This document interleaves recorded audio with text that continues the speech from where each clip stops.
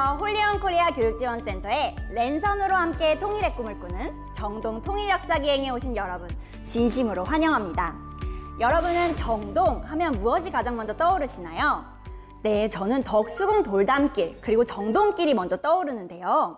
그런데 여러분 그거 알고 계셨나요? 덕수궁 돌담길 그리고 정동길에는 한국 격변의 근현대사와 한반도 통일의 꿈이 고스란히 전해지고 있다는 걸 말이죠. 정동은 조선말 나라를 빼앗길 위기에 처해 있을 때 독립을 수호하기 위한 우리 민족의 노력이 담겨 있고, 서양 선교사가 세운 근대식 학교, 병원, 언론사, 교회 등을 통해 배운 자유, 민주, 평등, 인권의 가치가 살아 숨쉬며 해방 후 통일정부 수립의 과정과 대한민국 민주화에 대한 열망이 담겨있는 그야말로 살아있는 역사의 현장입니다. 정동 통일역사기행은 정동길을 걸으며 정동의 다양한 명소, 박물관 등을 세세히 살펴보고 실제로 현장 체험학습을 하는 듯한 경험을 여러분에게 선사해드리고자 합니다. 저희와 함께 정동 통일역사기행 함께 떠나볼까요? 총 3편으로 여러분에게 정동을 소개해드릴 텐데요.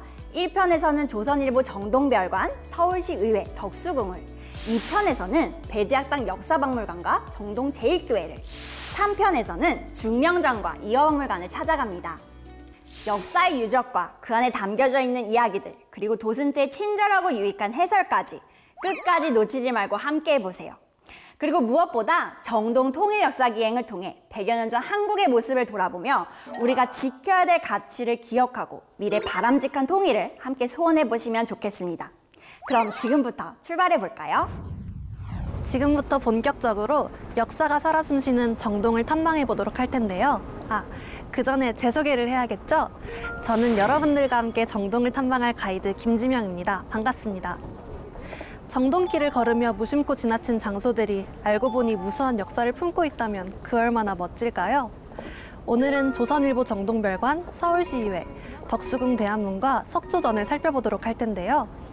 제일 먼저 통일영원의 역사가 담긴 조선일보 정동별관과 서울시의회로 출발하겠습니다. 함께 가시죠.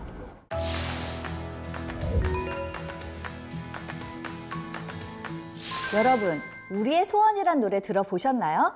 지금 보시는 조선일보 정동별관은 이 노래가 처음 울려 퍼졌던 역사적인 장소인데요.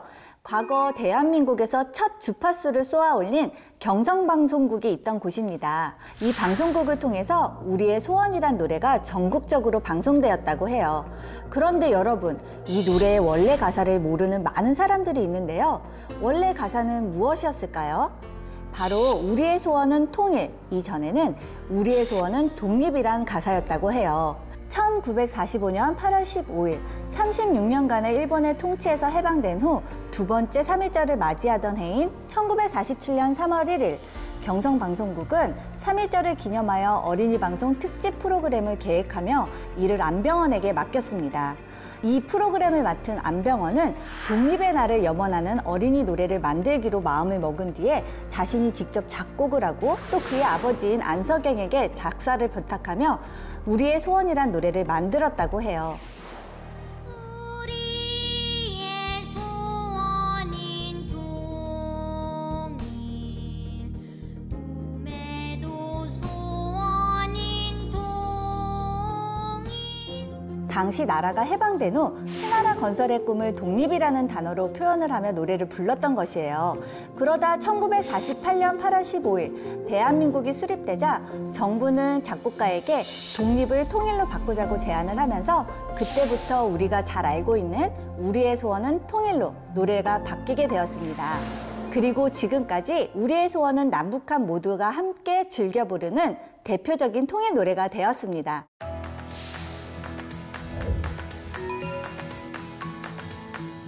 조선일보 정동별관에서 조금 내려오다 보면 왼쪽으로 하얀색 건물이 하나 보이는데요. 바로 우리에게 익숙한 서울시의회 건물입니다. 비록 지금은 서울시의회 건물로 사용되고 있지만 1950년엔 국회의사당으로 사용되었던 건물이에요. 1975년 9월 국회의사당이 여의도를 옮긴 뒤 시민회관이 되었고 1976년 세종문화회관이 세워지면서 그 별관으로 사용되어지다 1991년부터 지금까지 서울특별시의회 건물로 사용되고 있습니다. 지난 세월의 흔적이 고스란히 남아있는 구 국회의사당이자 오늘날 서울시의회, 그 건물 안에는 당시 미군이 쓰던 당구대가 아직도 남아있다고 하는데요.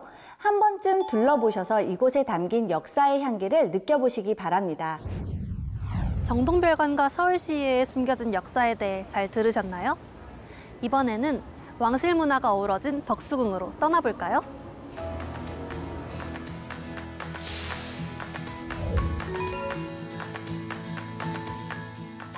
가을이 가장 아름답다는 덕수궁에 오신 여러분 환영합니다. 덕수궁은 1897년부터 1907년까지 고종의 거처로 사용되며 대한제국의 정치와 외교 등 나랏일이 이뤄지던 중심 궁궐이었습니다. 덕수궁으로 들어가기 위해서는 뒤에 보이시는 대한문을 통과해야 되는데요. 대한문은 1919년 3월 1일 나라의 독립을 수호하고자 했던 3.1 만세운동이 있었던 장소입니다. 1919년 나라를 일본에게 빼앗긴 지 9년이 되었을 때 고종이 덕수궁에서 갑작스럽게 승하하자 사람들은 나라를 잃은 슬픔과 독립을 향한 열망으로 동요하게 되었고 독립을 염원하는 거국적인 만세운동을 계획하게 됩니다. 사람들은 3월 1일 탑골공원에서 독립선언식을 거행한 뒤 고종 황제의 빈전이 마련된 이곳 대한문을 지나갔습니다. 대한문은 태극기를 흔들고 대한독립 만세를 외치며 나라의 자주독립과 자유를 간절히 소망했던 현장이었습니다. 덕수궁 대한문으로 들어가 덕수궁안 길을 걸으면 그 끝에 덕수궁 대표 건물이자 최초의 서양식 건물 석조전이 보이는데요. 석조전은 돌로 지은 건물이라는 뜻인데요. 그동안 나무와 흙으로만 건물을 지었던 조선인들에게 건물 전체를 돌로 지은 석조전은 꽤나 흥미로운 건물이었습니다. 대한제국 황궁의 정전으로 지어진 석조전은 1900년에 착공해서 1910년에 완공했는데요. 엄격한 비례와 좌우 대칭이 돋보이는 신고전주의 양식으로 지어졌습니다. 내부에는 접견실, 대식당, 서재 침실 등이 갖춰져 있고 외부에는 테라스, 정원, 서양식 분수가 설치되어 있습니다. 우리나라 전통 건축 양식들 한복판에 있다 보니 마치 그리스 신전을 가져다 놓은 듯한 이국적인 모습이 돋보입니다. 그런데 고종은 왜 대한제국 궁궐 안에 서양 건축물을 지으려고 했을까요? 조선 말 나라의 독립이 위태로웠습니다. 일본은 조선 그리고 대한제국을 빼앗기 위해 호시탐탐 노리고 있었습니다. 나라가 강해져야 이 위기를 극복할 수 있다고 생각했던 고종은 강대국인 서양의 문물을 받아들여 근대적 개혁을 시도합니다. 석조전은 대한제국의 위상을 높여 자주 근대화를 모색했던 고종의 의지를 나타낸 특별한 건물입니다. 그럼 이제 본격적으로 석조전 내부를 탐방해 볼까요? 석조전 지층 전시실에 마련된 고종의 근대적 개혁 전시실로 함께 이동하겠습니다.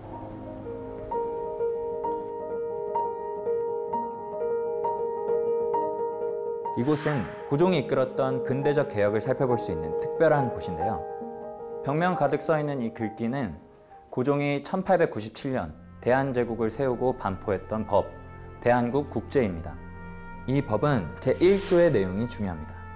대한국은 세계 만국의 공인되온 바 자주 독립하온 제국이니라. 대한제국은 조선과 달랐습니다. 중국에서 벗어나 스스로 독립한 자주 독립국가였습니다. 그리고 왕이 다스리는 나라가 아니라 황제가 다스리는 제국이었죠. 고종은 이러한 내용을 대한국 국제라는 법으로 반포하여 국제사회에 알리고 독립과 개혁의 의지를 다졌습니다.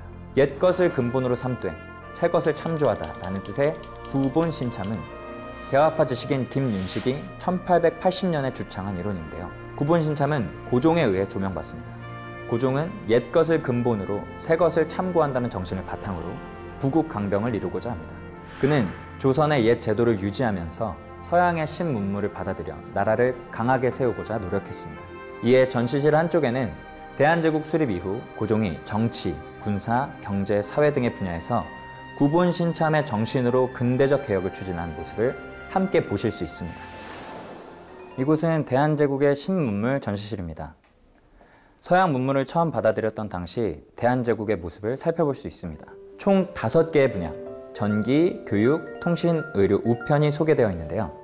먼저 전기 코너에 가보겠습니다. 조선시대에는 호롱불과 같은 촛불로 칠흑 같은 어둠을 밝혔습니다.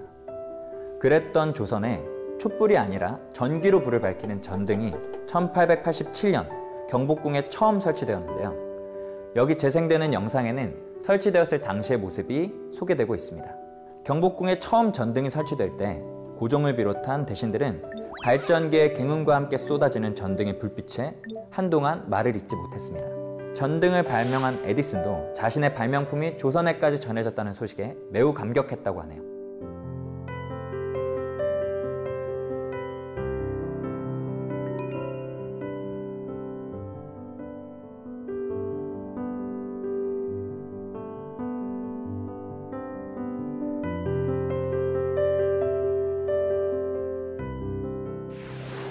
전기와 관련된 또 다른 신문물은 전차입니다.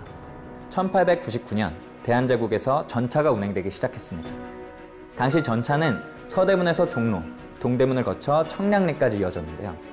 전차가 개통되면서 한성은 바야흐로 근대 도시로서의 기반 시설을 갖춰가게 됩니다. 전차는 일본 교토에 이어 아시아에서 두 번째로 운행됐습니다. 수도에서 운행된 역사로 따지면 한국이 아시아 최초였습니다. 사람들은 전차가 처음 생겼을 때 너무 신기한 나머지 생계도 내팽개치고 온종일 전차만 탔다고 하는데요. 전차는 서양쇠 당나귀, 전기거, 전기철도 등의 다양한 이름으로 불리며 많은 사람들의 발이 되어주었습니다. 전차는 단순히 새로운 교통수단이었을 뿐 아니라 500년 동안 한성부의 도심을 둘러싸고 있던 한양도성을 해체하는 동인이 되었고, 나아가 도시의 공간과 시간을 재편하고 사람과 문물이 이동하는 근대 통로가 되었습니다. 다음은 이쪽 의료 파트 쪽으로 이동해 볼 텐데요. 여기서 잠깐 퀴즈. 조선 말에 정부가 허가한 최초의 서양식 병원의 이름은 무엇일까요? 힌트. 연세대 세브란스 병원의 시초가 되는 병원입니다.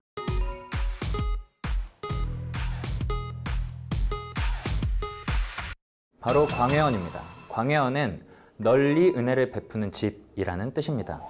광해원의 탄생에는 특별한 사연이 있습니다. 미국 공사이자 의사였던 알렌은 조선의 서양식 병원을 짓고 싶었습니다. 방법을 찾던 중 한 사람을 치료하게 됩니다. 바로 정부의 주요 관리였던 민영익입니다. 갑신정변에서 칼에 찔려 큰 상처를 입은 민영익은 당시 조선의 의술로는 도저히 치료될 수 없는 상태였습니다. 그때 알렌이 조선 최초의 외과 수술을 통해 그를 살려냅니다. 이 일이 고마웠던 고종은 이를 계기로 알렌의 소원이었던 서양식 병원을 지을 수 있도록 도와주었습니다. 그렇게 광해원은 1885년 4월 조선에 지어집니다. 광해원은 세워지고 약 2주 후에 제중원이라는 이름으로 바뀌었습니다. 이후 미국인 사업가였던 세브란스는 제중원에 $20,000를 후원하여 제중원이 더 크게 발전하는 데 공헌합니다. 제중원은 1904년 기부자의 이름을 따서 세브란스 병원으로 개칭되었고, 그때부터 지금에 이르기까지 대한민국의 중심 병원으로서 의료 발전에 큰 역할을 감당하고 있습니다. 저희와 함께한 첫 번째 정동 탐방 즐거우셨나요? 정동별관, 서울시의회, 덕수궁을 돌아보며 새로운 역사적 사실을 참 많이 배운 시간이었습니다. 특히 우리의 소원 노래와 관련된 에피소드와 독립을 소원했던 우리의 역사는 두고두고 기억에 남을 것 같은데요. 자, 여러분들께도 유익한 시간이 되셨길 바라며 저는 다음 편에서 정동의 새로운 장소와 함께 다시 찾아뵙겠습니다. 감사합니다.